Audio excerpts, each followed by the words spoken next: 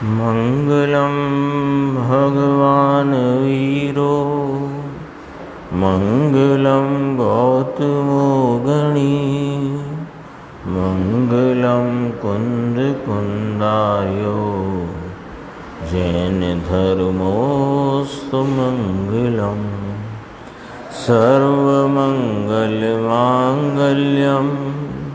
सर्वकल्याणकारकं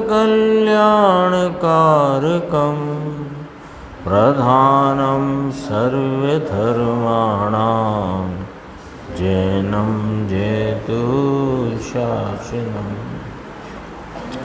मैं नमो तीर्थनायक को, नमो ओंकार वाणी को, नमो उन कुंद प्रभु को जिन्होंने ओंकार धारण की। अहो उपकार जिनवर का, कुंद का दिव्य वाणी का, जिन कुंद ध्वनि दाता उनका हान स्वामी का। रम्यूण जिणम वीरम अनंत वर्णान दंसन सहावम भोक्षामिणियम सारम केवली शुद्ध केवली भणिदम। नियम सार जी परमागम ग्रंथ में निश्चय परम आवश्यक अधिकार की 149वीं गाथा अपनी चलती है। और अभी जो अपन सीडी सुन रहे थे उसमें समय सार जी परमागम के मोक्ष अधिकार की 4 गाथाओं की चर्चा आज आई। 288, 289, 290 3 गाथाएँ एक साथ थी। फिर 291 गाथा की भी चर्चा आई। उस चर्चा में आचार्य कुंदकुंद भगवान ये कहना चाहते हैं, कह रहे हैं कि बंद को जानते रहने से और बंद की विचार श्रृंखला से बंद नहीं कटता।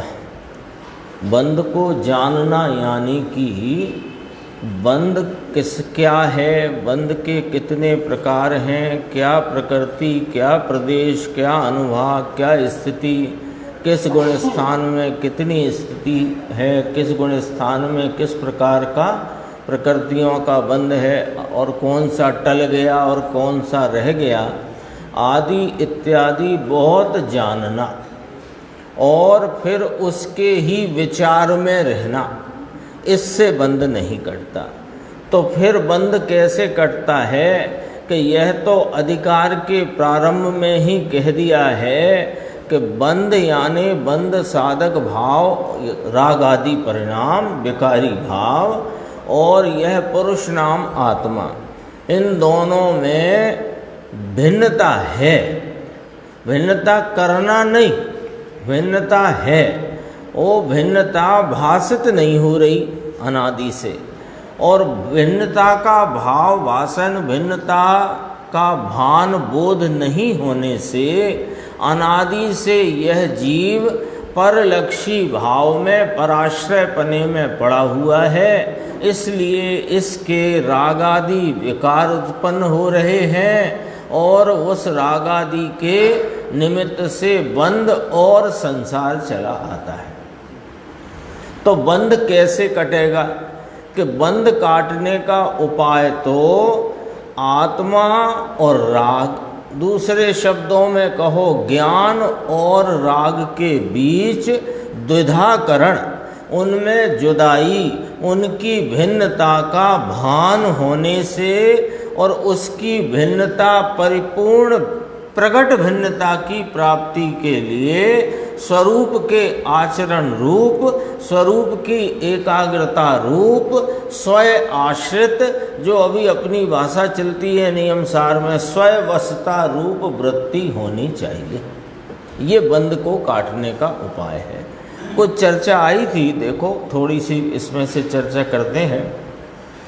अभी अभी जो अपन एकदम अंत में आई थी बात कि कल किसी का बड़ा लेख आया है कि 4 अनियोग का ज्ञान करना और एकांत से आत्मा आत्मा करता होए और द्रव्यान योग का ही ज्ञान करता होए तो इसको एकांत है, सबका करना चाहिए। ऐसा एक किसी ने लेख लिख करके, पत्रिका नहीं होती अपने समाज की इस समय, उस पत्रिका में बड़ा लेख आया कि भैया चारों अनुयोगों का ज्ञान होना चाहिए और एक द्रव्यान योग का ही तुम अभ्यास करते रहो तो इसमें तो एकांत हो जाएगा। ऐसा करके उन्होंने वो लेख में बात कही। इस संबंध में एक प्रश्नोत्तर पहले आ गया है, तो गुरुदेव ने इसमें ये भी कहा था, वो भी याद आ गई मुझे बात। भावार्थ की जब चर्चा करी थी तो उसमें कहा था कोई हंसराज जी हैं, तो हंसराज जी को बहुत जान बना, कौन सी प्रकृति कौन से गुण स्थान में किस प्रकृति का बंध रह गया, किसका टल गया आदि इत्यादि बहुत जान पना और मूल तत्व की बात का पता नहीं। आया था एक हंसराज जी के नाम से, अपने को तो जानते नहीं कौन है और जानने की ज़रूरत नहीं, वो तो एक संबोधन करके कोई बात को अपने को बताना था, वो बताई थी। देखो एक इसमें गुरुदेव जब ये चर्चा आई ना, एक लेख आया था चारों अनुयोग का ज्ञान करना, तो गुरुदेव का जवाब था टाइम होए तो करो, टाइम हो तो करो, लेकिन उसमें भी शुद्ध आत्मा के लक्ष्य से करो। यानी कि 148 कर्म प्रकृतियाँ और उनके गुणस्थान स्वरूप जो भेद हैं जीव के, उस गुणस्थान भेदों में कौन से कर्म का बंध कब है कब नहीं है आदि इत्यादि भाव की, प्रथमान योग में महापुरुषों की गाथाओं की, चरणान योग में साधक जीवों की विकल्प रूप वृत्ति और उसके साथ रही हुई पवित्रता की परिणति, ये जानने के साथ साथ शुद्धात्मा की मुख्यता से जानो। हाँ, अपने, क्योंकि अपने द्वादशांग का सार क्या है कि द्वादशांग का सार है अपने शुद्धात्म स्वरूप को जानना और उसमें रम जाना, यही है ना, इसके अलावा तो कुछ है नहीं। और द्वादशांग में जितना निरूपित है वस्तु का स्वरूप वह चार अनुयोग की शैली में आया। तो चार अनुयोग की शैली में वर्णन किसकी मुख्यता का आया? शुद्धात्मा की, ठीक है ना। अब शैली पकड़े और शुद्धात्मा को न पकड़े तो तब यहाँ पर एक प्रश्न उत्तर है, 5-6 पंक्तियाँ हैं, अपन पढ़ के फिर अपने नियम सार जी की चर्चा प्रारंभ करेंगे। पेज नंबर है, देखना हो तो 19 नंबर पेज पे है। द्रव्यान योग का ज्ञान तो पहले में पहले करना चाहिए, ऐसा श्रोता ने वहाँ पर फरमाया। तो गुरुदेव ने कहा कि हाँ, द्रव्यान योग का ज्ञान करे तो ये दृष्टि लेकर, द्रव्यान योग माने शुद्ध आत्मा का स्वरूप सीधे बताने वाला जो अनुयोग है, उसके द्वारा शुद्धात्मा के स्वरूप को जाने, उसको पहचाने, उसकी दृष्टि प्राप्त करे।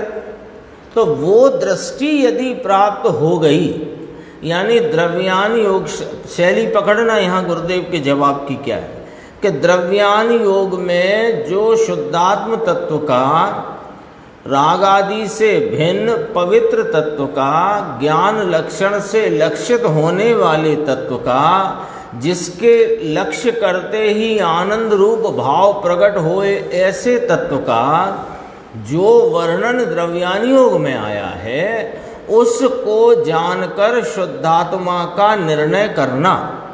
तो शुद्धात्मा का निर्णय करेंगे तो अनात्मा का भी निर्णय साथ ही हो जाता है ना। जैसे कि कोई वस्तु हो तो हीरे का निर्णय करना हो तो हीरे के निर्णय के साथ कांच का निर्णय भी तो हो जाता है कि ये कांच है हीरा नहीं, हो जाता है कि नहीं। तो लेकिन कांच का निर्णय करने के लिए हीरे का निर्णय करना, कि हीरे के निर्णय के लिए हीरे का निर्णय करना, तो कांच का निर्णय हो जाता पकड़ना पॉइंट यहाँ।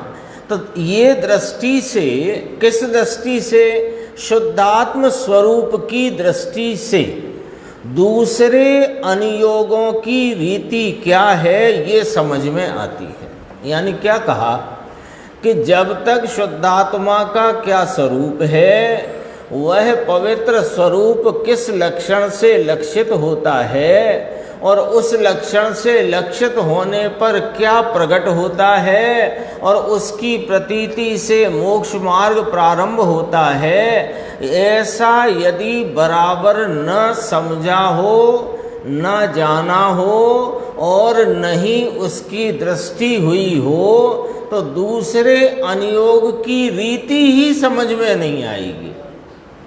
क्यों?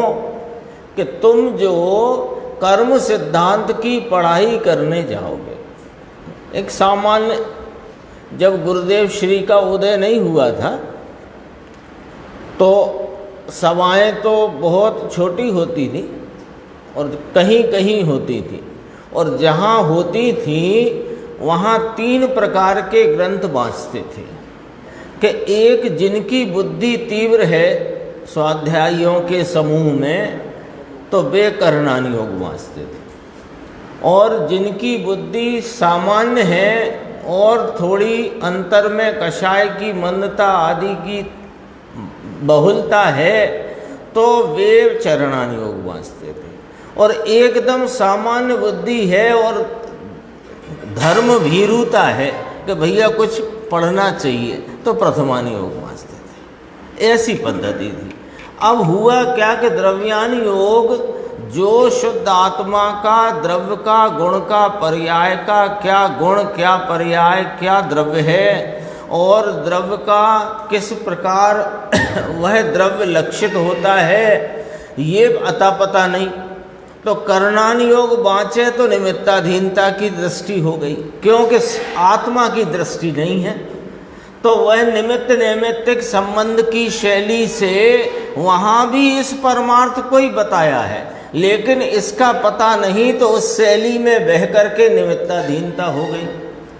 चरणानुयोग पढ़ने वाले को अनादि की कर्ता बुद्धि का और पुष्ट हो गई, पोषण हो गया उसका, और प्रथमानुयोग वाला कहानी किस्सों में रह जा करके बहुत यदि समझने की चेष्टा भी करता है तो वह यहाँ तक रह जाता है कि भैया ऐसे परिणाम का ऐसा फल है और ऐसे परिणाम का ऐसा फल है।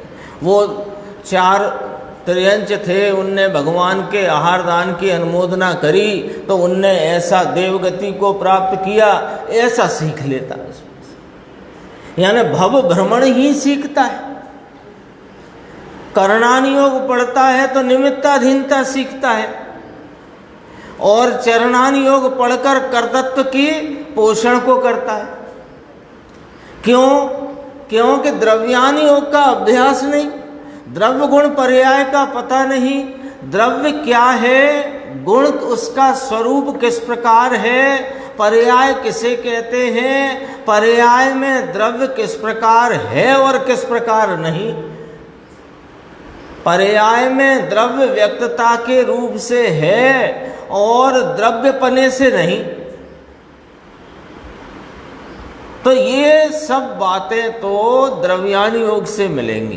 पंचास्तिकाय हो, प्रवचन सार हो, समय सार हो, इस प्रकार के जो द्रव्यानुयोग के, समय सार अध्यात्म शैली का ग्रंथ है, प्रवचन सार पंचास्तिकाय ज्ञान प्रधान शैली के द्रव्यानुयोग के ग्रंथ हैं, द्रव्य संग्रह है आदि और भी ग्रंथ हैं।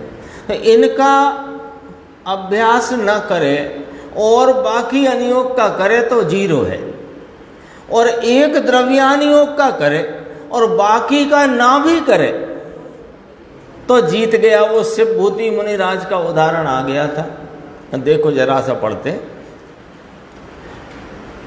मोक्ष मार्ग प्रकाशक में गुरुदेव ने स्वयं पंडित टोडरमल जी को यहाँ पर साक्षी में लिया।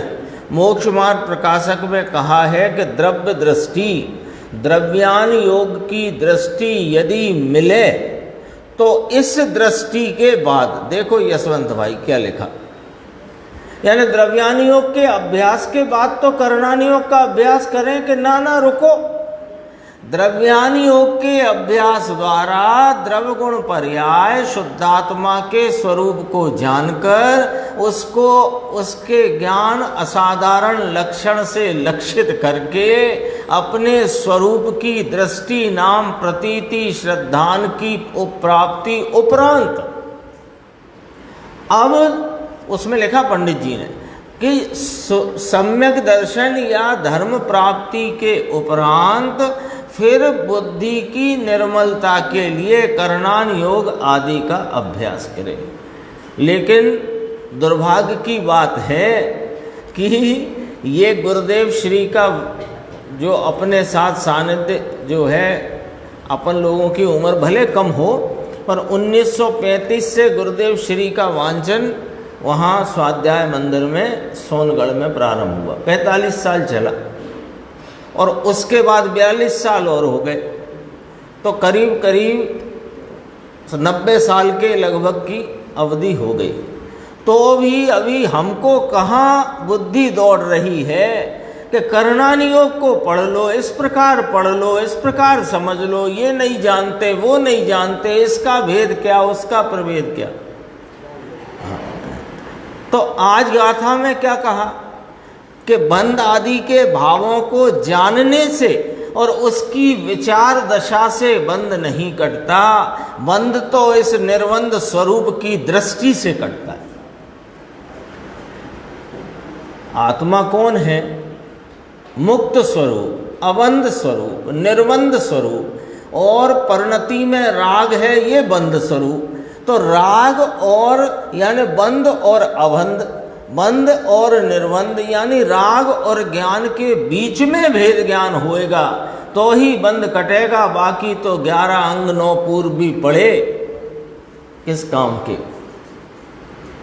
देखो कहा इस दृष्टि के उपरांत दूसरे अनुयोग बाँचे तो इसको ये पता लगेगा कि ये वाली बात किस दृष्टि से कही गई है। कहा गया करणान योग में कि जब जीव रागादि विकार से परिणमित होता है तो आत्मा के प्रदेशों में कर्म का आश्रव होता है। लिखा कि नहीं लिखा?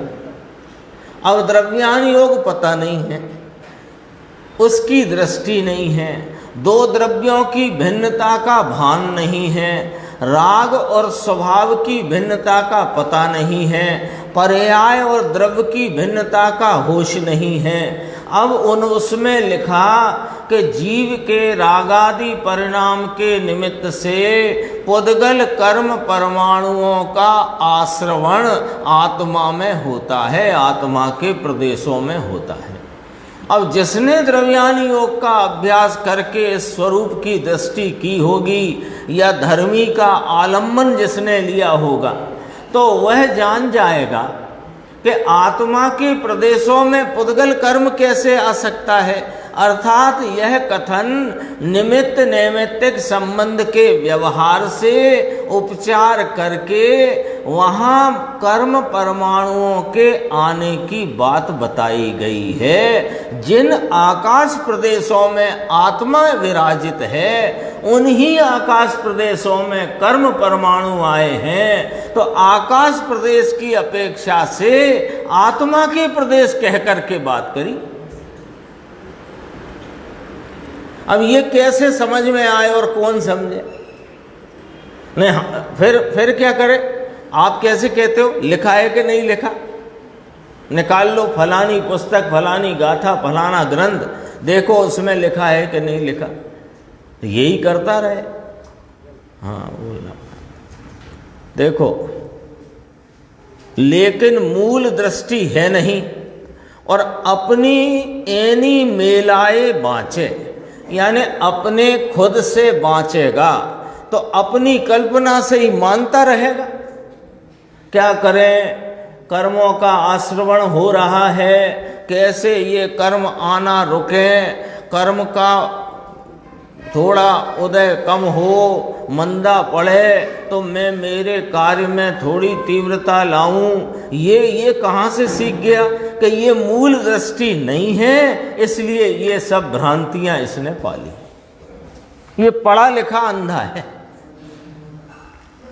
अभी एक शब्द आया था ना, आप कहते आंधला है, अंध है, उसको लिया था, उसको भी बता देते हैं। अभी देखो बहुत अभी आगे ही है इसमें।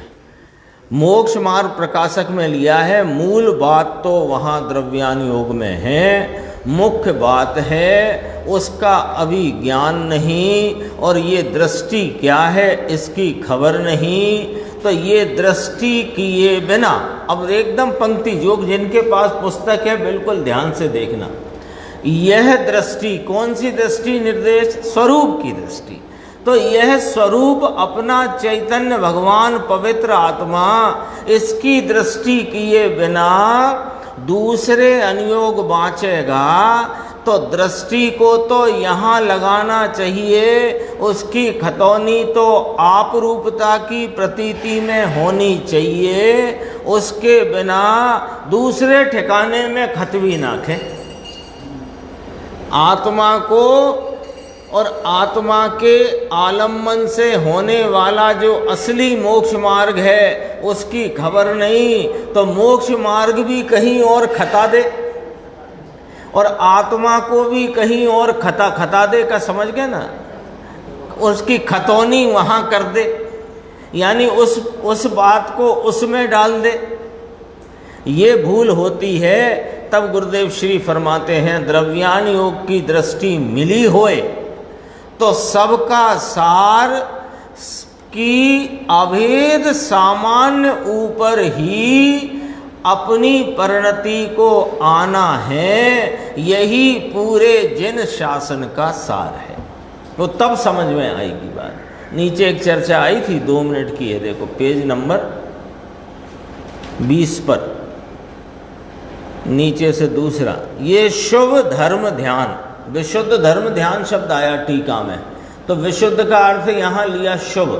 गुरुदेव ने कहा विशुद्ध के 3 अर्थ। विशुद्ध का अर्थ शुद्ध उपयोग आदि को भी विशुद्ध कहते हैं, पवित्रता को भी विशुद्ध कहते हैं, और शुभ भाव को भी विशुद्ध कहते हैं। यहाँ जो कहा है वह शुभ भाव को विशुद्ध कहा। कैसे मालूम पड़ गया?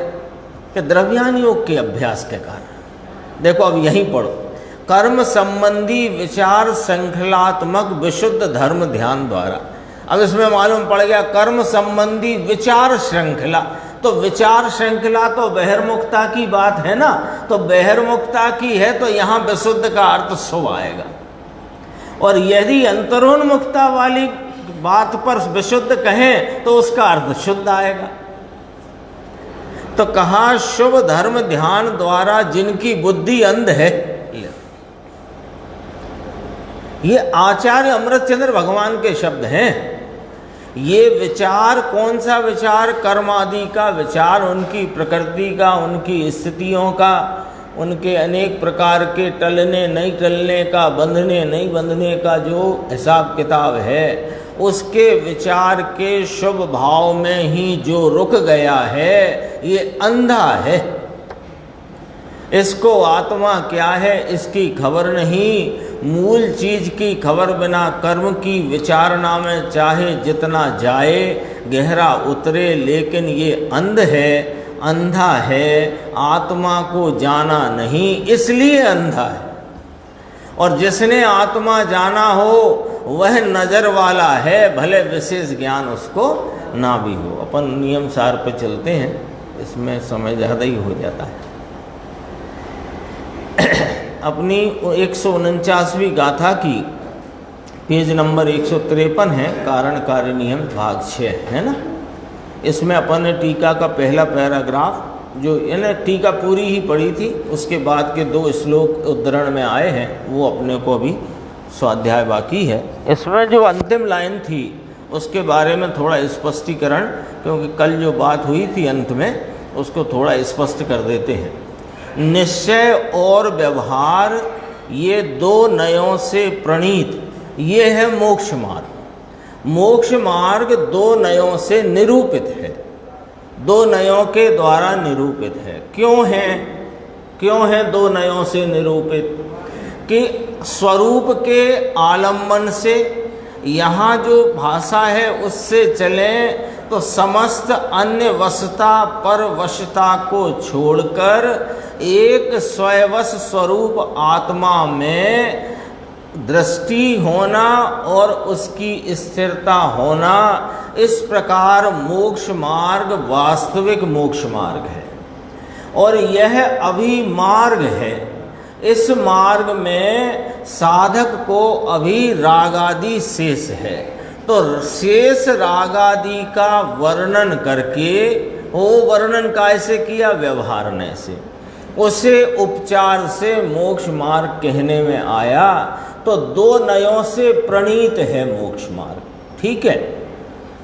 लेकिन मूल बात क्या कही कि जो परम आवश्यक क्रिया, परम आवश्यक क्रिया माने स्वयवस्ता, स्वरूप की बस रहना, अवसपना, परवशता से रहित, अन्य वशता से रहित जो स्वयवस्ता है, पर में आत्मबुद्धिपने से रहित जो स्वयवस्ता है, यदि उससे रहित है तो वो बहिरात्मा है, चाहे वह मुनि क्यों ना हो। ऐसा इसका है ना, यानी हाँ हो जाए तो फिर वो तो बहिरात्मा ही है, ऐसा यहाँ कहना चाहते हैं।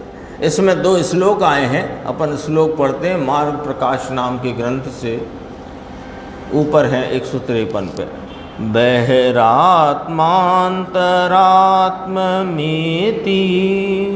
शातन्य समयो द्विधा, बहिरात्मानयोर्देह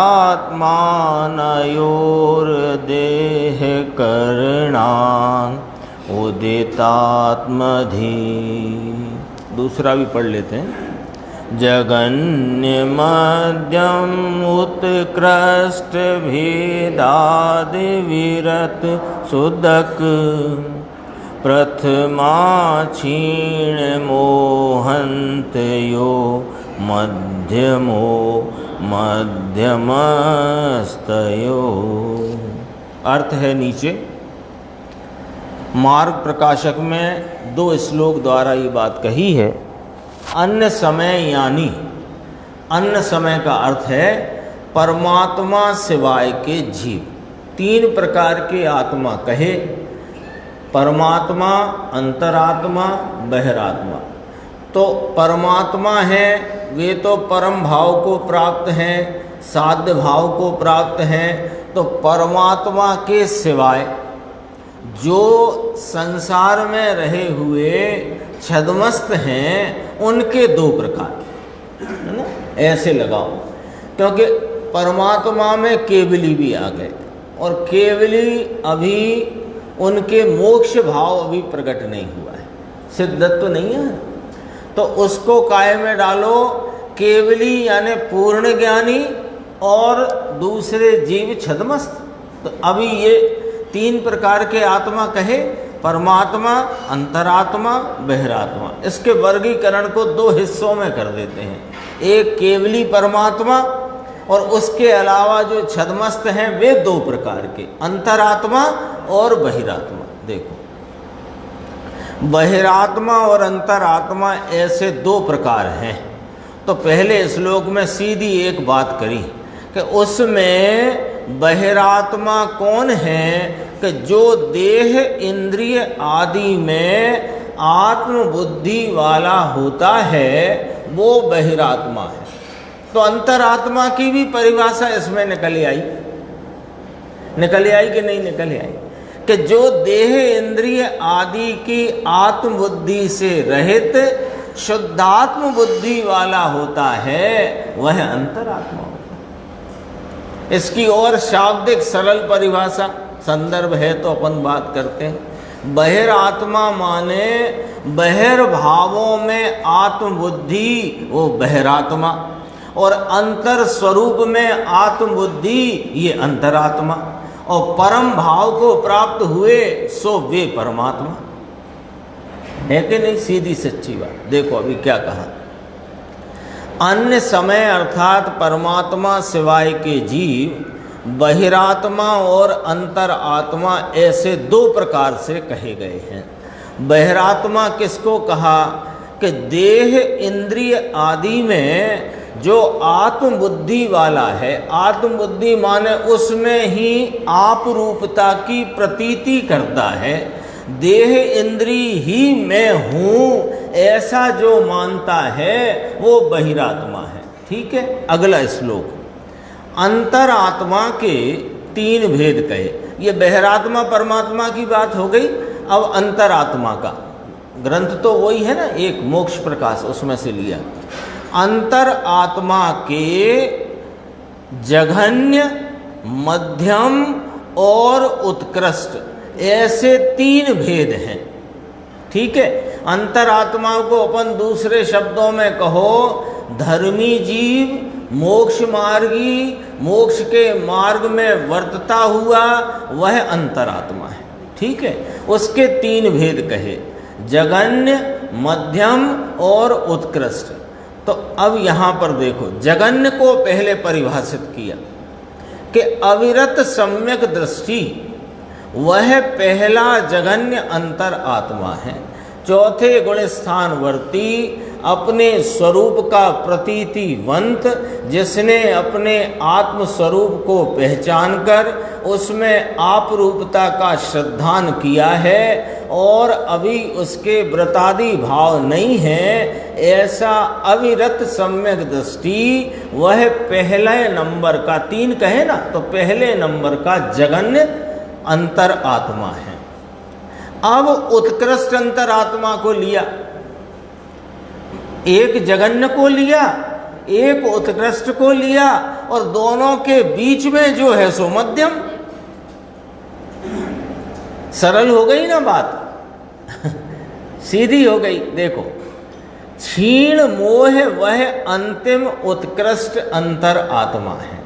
अंतर आत्मा के की सर्वोत्कृष्ट स्थिति क्या है कि 12वें गुण स्थान क्षीण मोह स्थिति, यानी कि स्वरूप के आलम्बन से स्थिरता को प्राप्त करके श्रेणी माण करके उस श्रेणी आरोहण द्वारा 12वें गुण स्थान में जो जीव हैं वे सर्वोत्कृष्ट या उत्कृष्ट अंतर आत्मा है। अब दो आ गए अपने सामने, एक जघन्य और एक उत्कृष्ट, और बीच में जितने हैं दोनों के मध्य में रहे हुए हैं वे मध्यम अंतर आत्मा है। हो गई बात स्पष्ट। एक भेद चरणानुयोग की अपेक्षा जो आता है वो इस प्रकार आता है, सम्यक दृष्टि अविरति को जघन्य कहते हैं और श्रावक को मध्यम अंतरात्मा कहते हैं। श्रावक अणुव्रति देशव्रति और महाव्रति मुनिराज को उत्कृष्ट अंतरात्मा कहते हैं। ये चरणानुयोग अपेक्षा भेद है। और यहाँ पर अध्यात्म अपेक्षा भेद और कर्णानुयोग अपेक्षा भेद। कर्णानुयोग भी घटित हुआ ना इसमें। 12वें गुण स्थान में क्या स्थिति है कि 12वां गुण स्थान क्या है कि जिसमें वह अंतिम स्थिति है अंतरात्मा की, वह बस समयांतरवाद परमात्मा का भाव है। वहाँ पूर्ण वीतरागता प्राप्त हुई और केवल ज्ञान, केवल दर्शन, सुख और वो क्या दर्शन, ज्ञान, चारित्र, वीर, चतुष्टय अनंत चतुष्टय प्रकट हो गया। देखो अब यहाँ कहा, इसकी चर्चा गुरुदेव क्या कहते हैं 154 पेज पे दूसरा पैराग्राफ। यहाँ आवश्यक कर्म के अभाव में यह जहाँ आत्मा का अवलंबन नहीं, जहाँ आत्मा आनंद स्वरूप का अवलंबन नहीं और पुण्य पाप की क्रिया में, और उसमें देखना टीटू भाई डैश लगा के क्या लिखा, गोटा, गोटा माने विपरीतता, पुण्य पाप की क्रिया में विपरीतता में खड़ा रहा है और पुण्य पाप के जाल में गोथा मारता है। जाल में गोथा मारना समझते हैं निर्देश भाई कि जाल है, जाल में फंस गया, अब वो उसमें निकलने के लिए सारा उद्यम करता है, कितना उद्यम करता है। कभी ऐसा देखा होगा कोई सिनेमा में टीवी में कि कोई हिरण आदि को जाल में फंसा लिया, अब वो जाल में फंसा है तो वो क्या करता है कि पूरा उद्यम करता है उसमें से निकलने का, लेकिन निकलता नहीं है। उसे लगता है कि इसमें ही कुछ करने से कार्य होएगा। ऐसे ये पुण्य पाप के जाल में फंसा हुआ है और इसमें ही गोथा मारता है, इसी के उद्यम में लगा है कि यहाँ से मैं निकल करके मुक्त अथवा मुक्ति के भाव को प्राप्त हो जाऊंगा। तो कहते हैं देखो, ऐसे आवश्यक कर्म के अभाव में तपोधन बहिरात्मा होते हैं। तपोधन माने मुनि, उन मुनियों को बहिरात्मा कहा। किसको? जो पुण्य पाप की क्रिया में खड़े हैं और पुण्य पाप के जाल में ही गोथा मारते हैं, नाम छटपटाते हैं, उसमें ही उद्यमवंत हैं। यहाँ अर्थ है उद्यमवंत हैं। जिसको आत्मा के आनंद का आश्रय नहीं वह बहिरात्मा है। देखो अब गुरुदेव क्या कहते हैं कि पुण्य करे तो बहिरात्मा है, ये बात नहीं ली यहाँ पर, ये बात नहीं ली, यहाँ समीचीन बात रख दी। क्या? कि आवश्यक कर्म के अभाव में बहिरात्मा है। आवश्यक कर्म क्या है? कि आवश्यक कर्म नाम सर्व परवशता अन्यवशता से रहित एक अपने शुद्धात्म स्वरूप के वश में रहना, ये वास्तव में आवश्यक कर्म है। और ये नहीं तो बहिरात्मा है। बस ये वाली बात है। चाहे वह बाह्य में कैसा भी व्रतादि का परिणाम होए, व्रतादि की क्रिया होए, बाह्य में दिगंबर जिन लिंग होए, लेकिन अंतरंग में स्वरूप की स्ववशता नहीं, तो वह उसके अभाव में बहिरात्मा है। पुण्य करे, ये हो गया था। शुद्ध चैतन्य भगवान पुण्य और पाप के विकल्प से, राग से भिन्न भरेला भगवान है। राग से भरेला नहीं, राग से भिन्न स्वभाव से भरेला भगवान है, भरा हुआ भगवान है। आगे की लाइन में बहुत अच्छा शब्द लिया, ऐसे सब भगवान पूर्ण हैं। सब जगत में जीव मात्र भगवान है। सब जीव सब बधा आया ना, सब भगवान पूर्ण हैं और इसमें अनंत गुण से छलकायला भरे हुए हैं। छलकायला माने लबालब, लबालब लबालब गुण स्वभाव से भरपूर हैं। आगे चलो देखो, अपन देखते हैं इसमें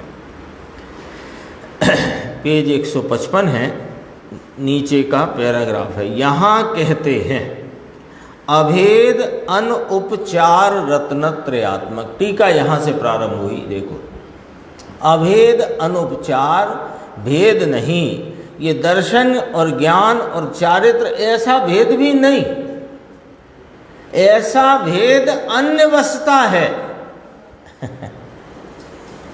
ये अन्यवशता है, भेद है ना, ये दर्शन, ये ज्ञान, ये चारित्र, ये सुख, ये अन्यवशता है। तो कहते हैं ऐसे भेद नहीं, अभेद। फिर दूसरा शब्द आया अनुपचार, माने उपचार नहीं, उपचार नहीं माने आरोप नहीं। आरोप किसे कहते हैं? आरोप कहते हैं कि जो है नहीं और उसको उस रूप कहना, उसका उस रूपता से जानना, इसका नाम आरोप है। अभेद अनुपचार रत्नत्रय स्वरूप भगवान स्वयं आत्म अनुष्ठान में, यह स्वयं आत्मा का अनुष्ठान, यह अभेद अनुपचार रत्नत्रयात्मक स्वयं आत्म अनुष्ठान में। नीचे अर्थ दिया है, स्वयं आत्म अनुष्ठान शब्द आया ना, तो नीचे अर्थ दिया, निज आत्मा का आचरण, परम आवश्यक कर्म, अभेद अनुपचार रत्नत्रय स्वरूप स्वयं आत्म आचरण में नियम से रहा हुआ है। अनुष्ठान का अर्थ यहाँ कोई यज्ञ या पूजा विधान नहीं। अनुष्ठान का अर्थ है इस आत्मा में उपयोग की वृत्ति निरंतर लगी रहना, उसमें ही चरना, रमना, ठहरना, इसका नाम अनुष्ठान, स्वयं आत्म अनुष्ठान। वह स्वयं आत्म आचरण जो परम आवश्यक कर्म है। भगवान आत्मा अनंत गुण से भरा हुआ है, इसके अवलंबन की पर्याय है जरूर, क्योंकि अवलंबन कौन ले रहा है इस स्वयं आत्मा का, कि वो वर्तमान उपयोग की पर्याय नहीं होती ऐसा नहीं कहा, पर्याय है। पर्याय का आलम्बन, पर्याय ले तो मिथ्या दृष्टि, और पर्याय जब द्रव्य स्वभाव का आलम्बन ले, उसका ही आचरण करे, ये मोक्ष मार्ग और मोक्ष मार्ग में प्रवृत्ति। बाकी कोई क्रियाकांड धर्म का कोई कारण नहीं है। और आगे चलते हैं, देखो 156। निरंतर संयुक्त ऐसा जो स्वयंवश नाम का परम श्रवण, इसको परम श्रवण कहा, जो स्वयंवश है। स्वयंवश को क्यों कहा? कि परम आवश्यक कार्य या परम आवश्यक कर्म जिनको वर्तता है। देखो, अपने वश हुआ ऐसा स्वयंवश मुनि, जो विकल्प का वशपना छोड़कर, बाहर के अनुष्ठान का वशपना छोड़कर, बाहर का अनुष्ठान क्या है? कि पराश्रय पने में उपयोग का जाना, विकल्प रूप वृत्ति का उत्थान होना और उसके अनुरूप देह आदि की चेष्टा होना, ये सब बाहर का अनुष्ठान। और इस सब को छोड़कर एक स्वयं आश्रय में उपयोग का रहना, ये स्वयं आत्म अनुष्ठान। तो देखो कहाँ था अनुष्ठान और आचरण में, बाहर के अनुष्ठान का तावे नाम बसपना छोड़कर आत्मा के अनुष्ठान और आचरण में रहता। परम श्रवण वह सर्वोत्कृष्ट अंतर आत्मा है। परम श्रवण लिया लो 12वें गुण स्थान में वीतराग सर्वोत्कृष्ट अंतर आत्मा, सर्व उत्कृष्ट अंतर आत्मा कहा। यह महात्मा 16 कषायों के अभाव द्वारा 12वां गुण स्थान अंतर आत्मा की अंतिम दशा 12वां गुण स्थान। फिर क्यों अंतर आत्मा ना रहा कि ना फिर तो परमात्मा हो गया। फिर पछी तरत केवल, फिर तुरंत केवल ज्ञान परमात्मपना इसका फल है। फिर देखो इसमें ले लेते, ये नीचे है थोड़ा ये बोल्ड अक्षर ले लेते, फिर नीचे का देखना। 16 कषायों के अभाव द्वारा क्षीण मोह पदवी को प्राप्त करके, क्षीण मोह के नाश की प्राप्ति करके स्थित है, अंदर में जम गया है। अपना जो आत्मस्वरूप अतीन्द्रिय ज्ञान, अतीन्द्रिय वीर्य, अतीन्द्रिय शांति, अतीन्द्रिय सुख, इसमें जम गया है। 16 कषाय के अभाव द्वारा क्षीण मोह पदवी को प्राप्त करके, 16 कषाय चल रही है ना, कि वो जो मुनिपना था 6वें 7वें गुण स्थान में, वहाँ संज्वलन संबंधी 4 भाव थे। तो 12 कषाय का तो अभाव था, 4 कषाय शेष थी, है ना, चौकड़ी, एक कषाय की चौकड़ी, 4 कषाय। तो अब अंतर आत्मा की जो परिपूर्ण दशा है सर्वोत्कृष्ट, वहाँ पर पूर्ण वीतरागता होने से संजुलन भी वहाँ नहीं, उस संबंधी चौकड़ी नहीं। तो 16 कषायों का अभाव की यहाँ चर्चा की। कम है पर गिनने में तो आया है ना, है तो कम, हाँ समय तो कम है, लेकिन कम होने पर करणान योग में सर्वज्ञ के द्वारा जो व्याख्या आई, उसमें उसको भी 12वें गुण स्थान के प्रारंभ में वीतरागता नहीं, और 12वें गुण स्थान के अंत में वीतरागता है और अल्प समय है पर गिना और उसके दोनों भाव गिने गए, दोनों भाव गिने। देखो नीचे लिया असंयत सम्यक दृष्टि जगन अंतरात्मा, नीचे बोल्ड देख लेना। चौथे गुण स्थान में निचले दर्जे में जगन अंतरात्मा है तो अंतरात्मा किंतु जगन, इन दोनों के मध्य में रहे, सर्व में मध्य में रहे सब ही मध्यम अंतरात्मा है। चौथे में जगन अंतरात्मा, 2 के मध्य में यानी उत्कृष्ट और जगन के मध्य में रहे सब ही मध्यम अंतरात्मा है। इस प्रकार अंतरात्मा की व्याख्या करी 3 प्रकार। उत्कृष्ट अंतरात्मा क्षीणमोह स्थिति, जगन अंतरात्मा समकिति, मध्यम में 5वें से 11 मध्यम अंतर, 11 गिनने में आया, 11 हो ही नहीं, है ना, वो तो गिनने में ऐसी गिनती में आया। लेकिन सब अंतरात्मा हैं, अंतर को साधते हैं और एक अंतर मुहूर्त में केवल ज्ञान को प्राप्त करने वाले हैं। शेष चर्चा है इसमें अपन आगे की स्वाध्याय में लेंगे।